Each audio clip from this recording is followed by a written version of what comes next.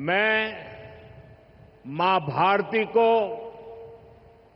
भारत की मातृशक्ति को प्रणाम करता हूं।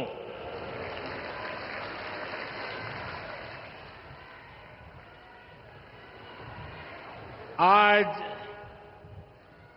यहां इतनी बड़ी संख्या में माताएं, बहनें, बेटियां हमें आशीर्वाद देने आई हैं। मैं आप सभी बहनों के दर्शन पाकर धन्य हो गया हूं।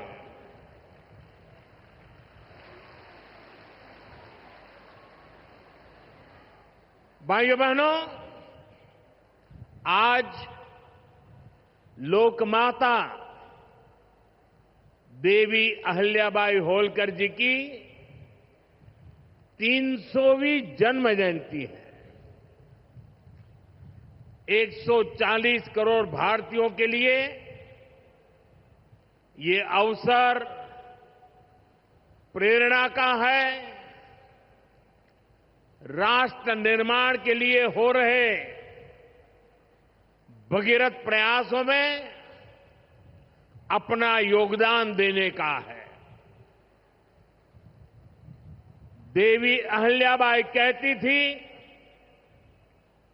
कि शासन का सही अर्थ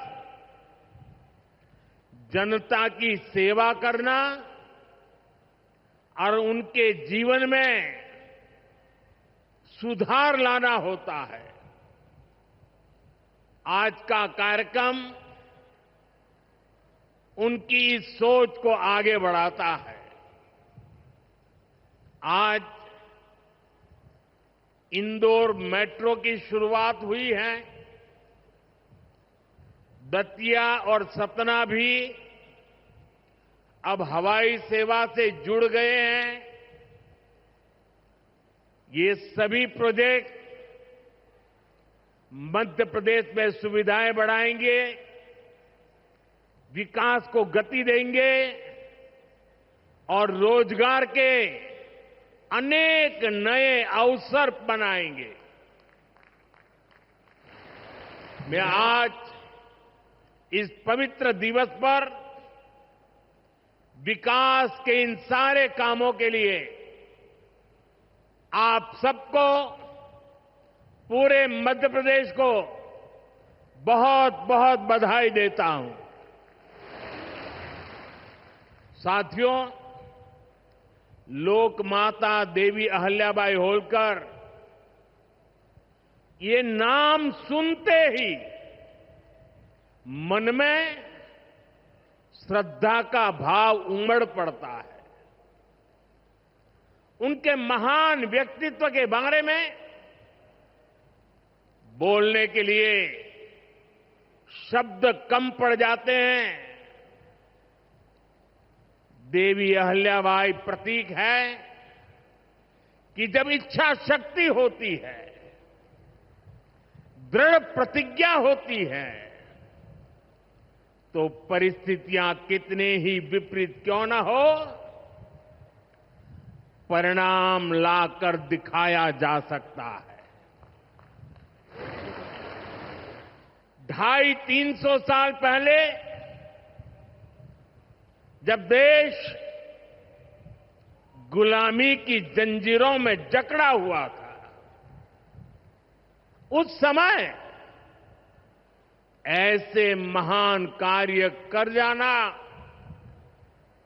कि आने वाली अनेक पीढ़ियां उसकी चर्चा करें, ये कहना तो आसान है, करना आसान नहीं था। साथियों, लोकमाता अहिल्याबाई ने प्रभु सेवा और जन सेवा, इसे कभी अलग नहीं माना। कहते हैं वे हमेशा शिवलिंग अपने साथ लेकर चलती थी। उस चुनौतीपूर्ण कालखंड में एक राज्य का नेतृत्व कांटों से भरा ताज कोई कल्पना कर सकता है?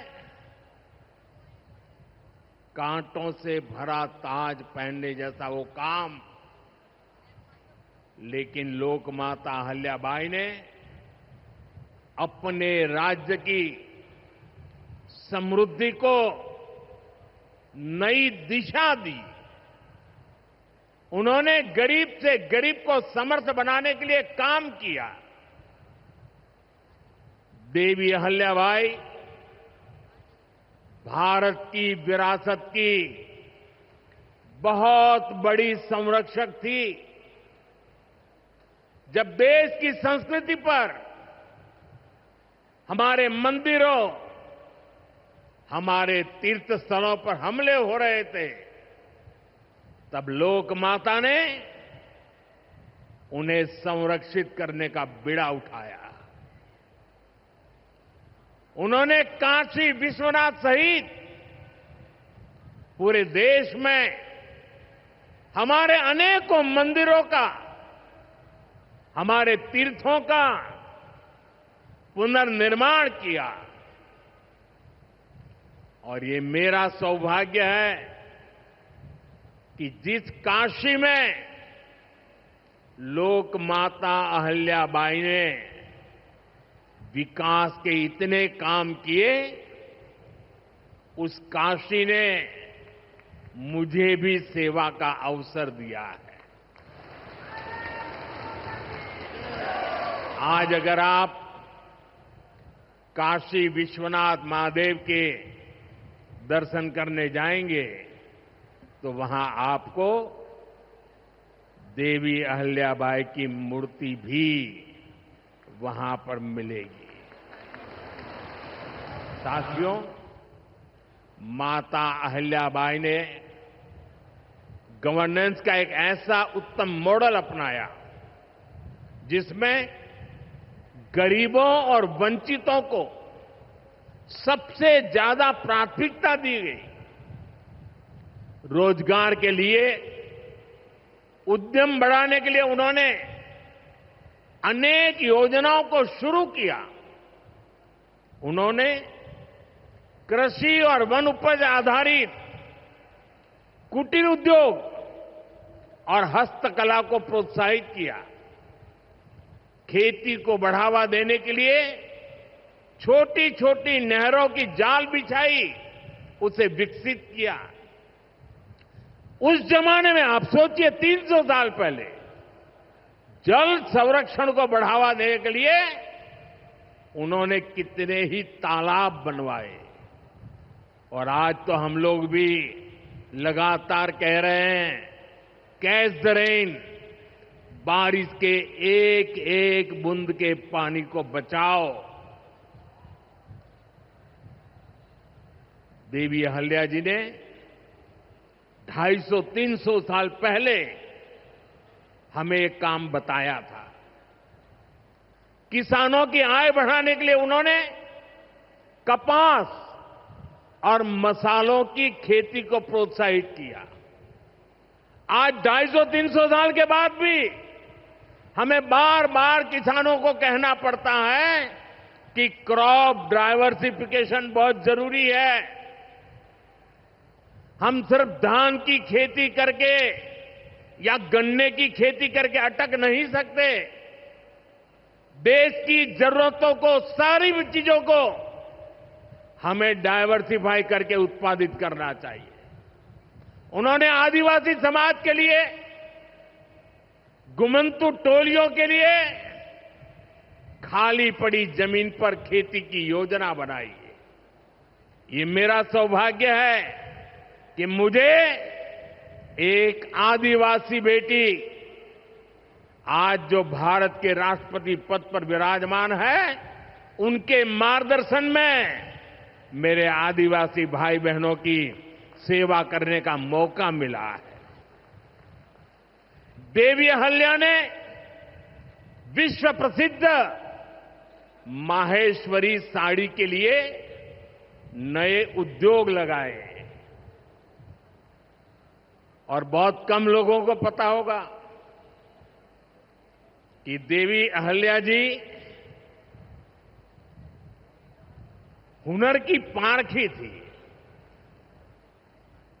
और वो जूनागढ़ से, गुजरात में जूनागढ़ से कुछ परिवारों को माहेश्वर लाई और उनको साथ जोड़ करके आज से 250-300 साल पहले ये माहेश्वरी साड़ी का काम आगे बढ़ाया, जो आज भी अनेक परिवारों का वो गहना बन गया है और जिससे हमारे बुनकरों को बहुत फायदा हुआ।